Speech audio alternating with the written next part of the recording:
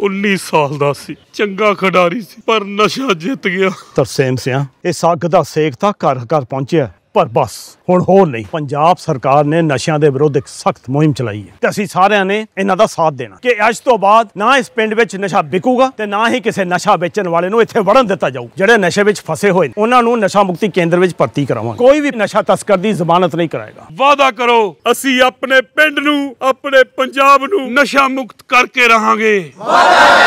दुनिया की सबसे बड़ी पार्टी होने का दावा करने वाली बीजेपी के पास सही तरीके से निर्वाचित अध्यक्ष भी नहीं है।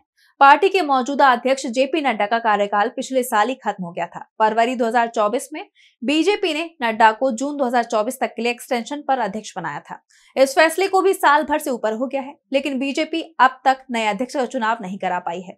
इस बीच उपराष्ट्रपति पद से जगदीप धनखड़ के इस्तीफे के बाद अध्यक्ष का चुनाव फिर टलता दिखाई दे रहा है और ऐसे में जेपी नड्डा की मौज हो रही है, क्योंकि अब जब तक नए उपराष्ट्रपति की नियुक्ति नहीं हो जाती, कम से कम तब तक नड्डा की अध्यक्ष की कुर्सी बची रहेगी। तो कैसे धनखड़ के साथ हुआ खेल और मजे में हुए जेपी नड्डा, जानने के लिए देखिए ये रिपोर्ट।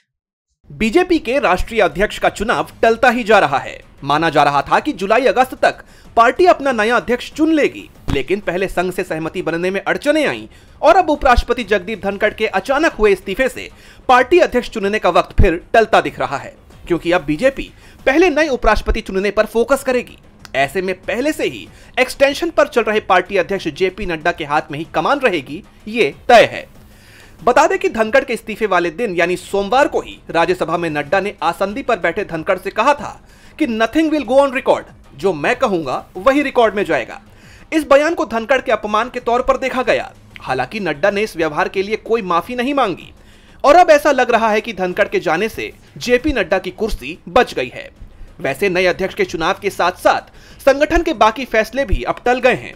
उत्तर प्रदेश, गुजरात, कर्नाटक जैसे बड़े राज्यों में पार्टी को अध्यक्षों के लिए अब इंतजार करना पड़ेगा।